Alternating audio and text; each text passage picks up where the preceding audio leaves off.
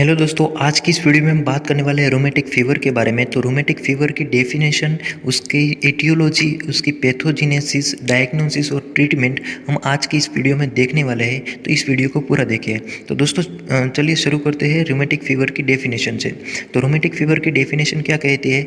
It is acute immune mediated post streptococcal multi system affected disease.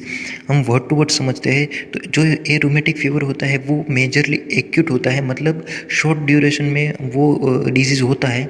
उसके बाद immune mediated का मतलब क्या होता है कि जो हमारी इम्यून सिस्टम है वो इस डिजीज़ को होने के लिए रिस्पॉन्सिबल है, तो उसका मतलब हो गया इम्यून मीडिएटेड। उसके बाद पोस्ट स्ट्रेप्टोकोकल मतलब क्या होता है? जब हमारी बॉडी के अंदर स्ट्रेप्टोकोकल बैक्टीरिया के इन्फेक्शन होता है तो उस इन्फेक्शन के कॉम्प्लिकेशन की वजह से जो डिजीज़ होता है तो उसका मतलब हो गया पोस्ट स्ट्रेप्टोकोकल। इसके बाद मल्टी सिस्टम अफेक्टेड डिजीज़, जो ये डिजीज़ है रोमेटिक फ़ीवर है वो हमारी बॉडी में कई सिस्टम्स में अफेक्ट करता है।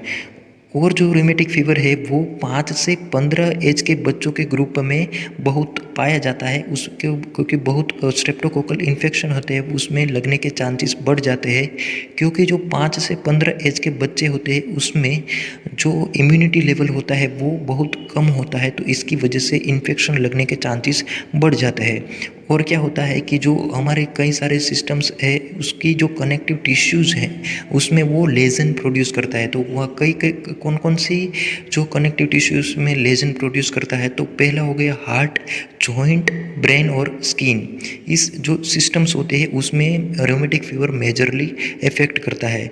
तो रोमेटिक फ़ीवर के दो फेजिस होते हैं। एक होता है एक्यूट फेजिस और दूसरा होता है क्रोनिक फेजिस। उसमें से मेजरली जो है वो एक्यूट होता है रेदर देन क्रोनिक। तो जो एक्यूट रोमेटिक कार्डाइटिस है और जो हार्ट पल्स डैमेज है उसके बारे में हम आगे बात करते हैं। तो ये हो गई हमारी डेफिनेशन। अब हम बात करते हैं रोमेटिक फ़ीवर की इटियोलॉजी के बारे में। तो रोमेटिक फ़ीवर की इटियोलॉजी क्या कहती है? तो it is caused by group A beta haemolytic streptococcal infection. जो ग्रुप ए हिमोलाइटिक बैक्टीरिया है। तो दोस्तों अब हम बात करते हैं रोमेटिक फ़ीवर की इटियोलॉजी के बारे में। तो इटियोलॉजी के कौन इटियोलॉजी मतलब तो दोस्तों अब हम बात करते हैं रोमेटिक फ़ीवर की इटियोलॉजी के बारे में। तो रोमेटिक फ़ीवर होता किससे है, उसके कारण कौन कौन से होते हैं, तो हम इसके बारे में बात करते हैं। तो it is caused by group A beta haemolytic streptococcal infection. देखिए स्ट्रेप्टोकोकल जो बैक्टीरिया है उसके कई ग्रुप होते हैं। Group A B C D ऐसे कई सारे स्ट्रेप्टोकोकल्स बैक्टीरिया के ग्रुप्स होते हैं। तो उसमें जो ग्रुप ए उसमें भी बीटा हिमोलाइटिक स्ट्रेप्टोकोकस है, उससे इन्फेक्शन हमें लगता है तो वो रिस्पॉन्सिबल होता है रोमेटिक फ़ीवर होने के कारण। तो ये हो गया हमारा group A beta haemolytic streptococcal bacterial infection. उसके बाद होता है फेरेंजाइटिस। अगर ये बैक्टीरिया सबसे पहले इफेक्ट कहाँ करता है? हमारे फेरिंग्स में करता है। तो अगर जो फेरिंग्स का हमें पास्ट हिस्ट्री में फेरिंजाइटिस हुआ है तो हम उस डायग्नोसिस भी कर सकते हैं कि हमें स्ट्रेप्टोकोकल इन्फेक्शन हो चुका है या फिर हमें रोमेटिक फ़ीवर है। तो सबसे पहले जो इन्फेक्शन लगता है तो वो कहाँ पर होता है? फेरेंजाइटिस में होता है। उसके बाद अगर हमारी फैमिली हिस्ट्री में रोमेटिक फ़ीवर की हमें फैमिली हिस्ट्री है तो उससे भी हम पता लगा सकते हैं कि हमें रोमेटिक फ़ीवर होने के चांसेस बढ़ जाते हैं। और क्या होता है? पुअर इकोनॉमी या फिर ओवर क्राउडिंग।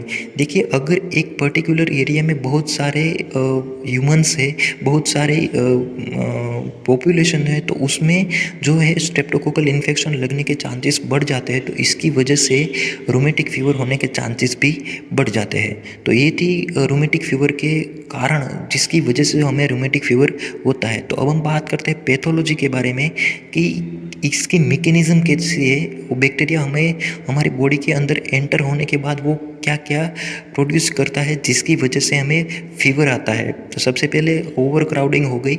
जो हमारी बहुत सारी पॉपुलेशन है तो उसमें जो बैक्टीरियल इन्फेक्शन है उसमें चांसेस लगने के चांस बढ़ जाते हैं। तो उसमें भी कौन किस लोगों में वो इन्फेक्शन लगता है तो ससेप्टेबल होस्ट मानते हैं। मतलब क्या है कि जिस भी ह्यूमंस की जो इम्यूनिटी है वो लो है तो उसमें स्ट्रेप्टोकोकल बैक्टीरियल इन्फेक्शन लगने के चांसेस बढ़ जाते हैं। तो उसके बाद क्या होता है, बैक्टीरिया सबसे पहले हमारी इनहेल होता है और कहाँ पर इफेक्ट करता है, फेरिंजाइटिस में इफेक्ट करता है, मतलब हमारे फेरिंग्स में इफेक्ट करता है। तो वहाँ पर इफेक्ट करने के कारण हमारा जो फेरिंग्स होता है उसमें इन्फ्लामेशन प्रोड्यूस होता है, तो उस कंडीशन को हम कहते हैं फेरिंजाइटिस। अब फेरिंजाइटिस हमें हो चुका है तो उसके 2 या 4 वीक्स के बाद, उसके 2 या 4 हफ्तों के बाद हमें हमारी बॉडी के अंदर क्या होते हैं, एंटीबॉडी प्रोड्यूस होते हैं उस बैक्टीरिया को किल करने के लिए। तो वो बैक्टीरियल एंटीबॉडी प्रोड्यूस होते हैं, तो प्रोड्यूस तो एंटीबॉडी हो गई, लेकिन क्या होता है कि जो स्ट्रेप्टोकोकल कंपोनेंट्स होते हैं, जो हमारे बाहर से जो बैक्टीरिया आता है, बाहर से जो बैक्टीरिया आया हुआ है उसके कंपोनेंट्स और जो हमारी कनेक्टिव टिश्यूज़ होती है हमारे ह्यूमन के अंदर, वो के दोनों के कंपोनेंट्स सेम होते हैं। तो हमारी जो एंटीबॉडी प्रोड्यूस हुई है वो एंटीबॉडी इन दोनों के बीच का डिफरेंस ऑब्जर्व नहीं कर पाती है। तो इसकी वजह से क्या करती है हमारी एंटीबॉडी उस बैक्टीरिया को तो किल करती ही है, लेकिन उसके साथ साथ हमारे जो कनेक्टिव टिश्यूज़ है उसके जो कंपोनेंट्स है उससे भी किल करने का स्टार्ट कर देते हैं। तो उसकी वजह से क्या होता है, जो हमारी टिश्यूज़ होती है उसमें लेजन प्रोड्यूस होता है, और हमारे एक तो हमें क्या होता है कि बैक्टीरियल इन्फेक्शन लग चुका होता है, तो उसकी वजह से क्या होता है, फीवर प्रोड्यूस होता है, और साथ साथ में हमारी जो कनेक्टिव टिश्यूज़ होती है उसमें क्या होता है, लेजन प्रोड्यूस होना स्टार्ट हो जाता है। तो इस कंडीशन को हम कहते हैं रूमेटिक फीवर। तो रूमेटिक फीवर की ये हो गई हमारी पैथोजेनेसिस। अब हम बात करते हैं रूमेटिक फीवर के क्लिनिकल फीचर्स के बारे में, मतलब कि रूमेटिक फीवर के लक्षण कौन कौन से होते हैं जिससे हम पता लगा सकते हैं कि हमें रूमेटिक फीवर हो चुका है। तो सबसे पहले हम कार्डियोवास्कुलर सिस्टम के लक्षणों की बात करते हैं, तो उसमें सबसे पहले पाया जाता है कार्डाइटिस। कार्डाइटिस मतलब क्या होता है कि हमारा जो हार्ट है उसके लेयर्स में क्या होता है, इन्फ्लेमेशन प्रोड्यूस होता है। देखिए हमारे हार्ट के 3 लेयर होते हैं, पेरिकार्डाइटिस, मायोकार्डाइटिस और तीसरा होता है एंडोकार्डाइटिस, जो सबसे अंदर का होता है। तो पेरिकार्डाइटिस होता है, उसका मतलब क्या होता है, हार्ट के सबसे बाहर का जो लेयर होता है उसमें इन्फ्लेमेशन हो जाता है, तो उस कंडीशन को हम कहेंगे पेरिकार्डाइटिस।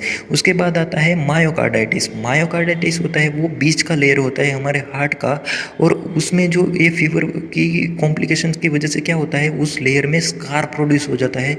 तो उसमें भी मायोकार्डाइटिस में क्या होता है, स्कार प्रोड्यूस होता है। उसके बाद हम जाते हैं तो एंडोकार्डाइटिस। देखिए एंडोकार्डाइटिस होता है उसमें क्या होता है, जो हार्ट का सबसे इनर लेयर होता है, तो इनर लेयर किससे अटैच होता है, हमारे हार्ट के जो वाल्व्स होते हैं उसके साथ अटैच हुआ होता है। तो क्या होता है कि जो एंडोकार्डाइटिस होता है उसमें इन्फ्लेमेशन प्रोड्यूस होता है, तो कहाँ पर होता है, हमारे जो हार्ट होता है उसमें वाल्व्स को डैमेज करता है, तो वाल्व्स में इन्फ्लेमेशन प्रोड्यूस करता है। तो इन्फ्लेमेशन की वजह से क्या होता है, जो वाल्व है वो प्रॉपर तरीके से फंक्शन नहीं कर पाता है। तो और अगर वाल्व्स हमारे जो है वो प्रॉपर तरीके से फंक्शन नहीं करते हैं तो उसकी वजह से क्या होता है, हमारे हार्ट फेलियर होने के चांसेस बढ़ जाते हैं। तो ये हो गई हमारी कार्डियोवास्कुलर सिस्टम्स के लक्षणों के बारे में।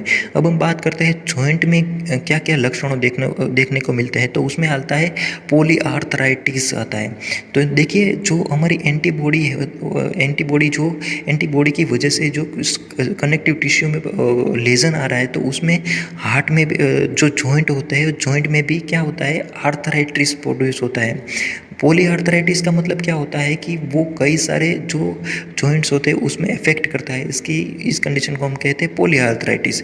लेकिन जो सबसे कॉमन जो जॉइंट उसमें अफेक्ट करता है तो वो है साइनोवियल जॉइंट में जो है वो रूमेटिक फीवर सबसे ज़्यादा अफेक्ट करता है। तो जॉइंट्स में क्या होता है, हमें आर्थराइटिस प्रोड्यूस होता है। उसके बाद ब्रेन में आता है, तो ब्रेन में जो एंटीबॉडी लेजन कनेक्टिव टिश्यू को प्रोड्यूस करती है, तो उसमें क्या होता है कि ब्रेन में अफेक्ट होने की वजह से जो हमारे एक्सट्रीमिटीज़ की जो मूवमेंट होते हैं वो इरेग्युलर हो जाती है। मतलब क्या होता है कि हमें पता चले बिना ही हमारी जो एक्सट्रीमिटीज़ है उसमें मूवमेंट होने लगते हैं, तो इस कंडीशन को हम कहते हैं कोरिया। तो जो रोमेटिक फीवर की वजह से जो इरेग्युलर हमारी मूवमेंट होती है, तो उस कंडीशन को हम कहते हैं, एक वर्ड है कोरिया। अब हम बात करते हैं स्किन में क्या होता है। तो स्किन में जो है वो एरिथेमा प्रोड्यूस होता है, और वो एरिथेमा होता है वो क्या होता है, जो सेंट्रल होते हैं उसमें पेल होते हैं, लेकिन जो पेरिफेरल एरिया होता है उसमें क्या होता है, जो एक पिंक लाइन पेरिफेरल में होते हैं। मतलब क्या, हम एक इमेजिन कर सकते हैं कि एक रिंग वर्म होते हैं, उस टाइप का हमें स्किन में एरिथेमा देखने को मिलता है। तो दोस्तों ये हो गई हमारा जो रोमेटिक फीवर होते हैं उसके लक्षण, उसके मतलब सिम्टम्स के बारे में बात होगी। अब हम बात करते हैं उसके डायग्नोसिस के बारे में। तो रोमेटिक फीवर जो है उसे हम कैसे पता लगा सकते हैं, कौन कौन से टेस्ट होते हैं जिससे हम पता लगा सकते हैं कि हमें जो रोमेटिक फीवर है हो चुका है। तो सबसे पहले हो गया थ्रोट स्वाब। देखिए थ्रोट स्वाब में क्या होता है कि एक हमारे जो फेरिंग्स में थे एक स्वैब लिया जाता है, उसे हम लेब टेस्ट करवा सकते, लेब में बेचते हैं, और लेब में से हमें क्या देखने को मिलता है, उस स्वैब में से जो group A haemolytic streptococcus bacteria अगर उस स्वाब में देखने को मिलता है, तो हम पता लगा सकते हैं कि इस कंडीशन में क्या हुआ है, स्ट्रेप्टोकोकल इन्फेक्शन हुआ है, और उसकी वजह से ये फीवर है वो रोमेटिक फीवर है। उसके बाद स्ट्रेप्टोकोकल एंटीबॉडी टेस्ट हम करवा सकते हैं। तो उस टेस्ट में क्या मिलेगा, हमें जो इंक्रीज हमारी जो एंटीबॉडी है वो एंटीबॉडी इंक्रीज देखने को मिलेगी। इसके बाद हम देखें कि ब्लड टेस्ट में क्या हमें करेंगे, तो उसके ब्लड टेस्ट में हमें क्या देखने को मिलता है, जो हमारा ESR है, इरिथ्रोसाइट सेडिमेंटेशन रेट, वो इंक्रीज होगा। उसके साथ साथ WBC भी इंक्रीज होगा क्योंकि बैक्टीरियल इन्फेक्शन लग चुका है। उसके बाद CRP, तो वो भी हमें इंक्रीज देखने को मिलेगा। अब हम बात करते हैं कार्डाइटिस। तो कार्डाइटिस हमें इस पेशेंट में चेस्ट पेन होता है, तो हम उसके सबसे पहले क्या करवाएंगे, एक्सरे करवाएंगे। तो एक्सरे में हमें क्या मिलेगा, कार्डियोमेगाली देखने को मिलेगा, क्योंकि जो हमारे हार्ट के 3 लेयर्स है वो 3 लेयर्स में इन्फ्लामेशन प्रोड्यूस हो चुका है। तो इसकी वजह से क्या होता है, जो हार्ट है उसमें एनलार्जमेंट देखने को मिलता है। तो उस कंडीशन को हम कहेंगे कार्डियोमेगाली, और कंजेशन भी हमें एक्सरे में देखने को मिल सकता है। तो इसके बाद हम ECG देखेंगे। तो ECG में क्या देखने को मिलेगा, हमारा जो PR इंटरवल्स होता है वो प्रोलोंग हो जाता है। तो प्रोलोंग PR इंटरवल्स का मतलब हम आगे देखते हैं। तो देखिए हमारे हार्ट का ECG होता है, तो उसमें PQRS ऐसे वेव्स होते हैं। तो वेव से होता है, तो उस वेव में P और R के बीच में जो इंटरवल होता है वो नॉर्मल एक कितना होता है, वो नॉर्मल होता है 120 से 200 के बीच में। लेकिन जो कार्डाइटिस की कंडीशन है उसमें क्या होता है, वो P और R के बीच में जो इंटरवल होता है वो क्या होता है, लॉन्ग हो जाता है। उसके बीच में क्या होता है, जो अंतर ज़्यादा हो जाता है। तो इस कंडीशन को हम कहते हैं first degree of heart block. अब हम बात करते हैं जो रोमेटिक फीवर है तो उसकी ट्रीटमेंट के बारे में। तो सबसे पहले डॉक्टर क्या कहेंगे, हमें कम्प्लीटली बेड रेस्ट करने को कहेंगे, क्योंकि हमारे बॉडी के अंदर फीवर भी है, जॉइंट पेन भी है, हमारी इरेगुलर मूवमेंट भी है, उसके साथ साथ हमें हार्ट में भी पेन हो रहा है। तो इसकी वजह से हमें कम्प्लीटली बेड रेस्ट करना पड़ेगा। इसके साथ हम एंटीबायोटिक्स देंगे, क्योंकि जो स्ट्रेप्टोकोकस बैक्टीरिया होते हैं उसे किल करने के लिए हम एंटीबायोटिक लेंगे। एंटीबायोटिक लेने में क्या, एंटीबायोटिक में कौन कौन सी होगी, तो पेनिसिलिन और एरिथ्रोमाइसिन, ये 2 जो है वो एंटीबायोटिक्स हम रोमेटिक फीवर के पेशेंट को हम दे सकते हैं। उसके बाद हम देखेंगे आर्थराइटिस है, हमें सीवियर जॉइंट पेन हो रहा है, तो हमें पेन किलर देनी होगी। तो पेन किलर में हम एनाल्जेसिक दे सकते हैं कोई, या फिर नेसेट्स दे सकते हैं, non steroid anti inflammatory drugs भी हम दे सकते हैं जो हमें पेन को रिलीव करता है। तो दोस्तों ये हो गया हमारा रोमेटिक फीवर, उसकी पूरी जानकारी इस वीडियो में हमने दे चुके हैं। तो इस वीडियो अगर आपको किसी भी तरह से हेल्पफुल रहा हो तो इस वीडियो को लाइक कीजिए, और आगे ऐसे मेडिकल नॉलेज से रिलेटेड वीडियोस देखने के लिए इस चैनल को सब्सक्राइब कीजिए।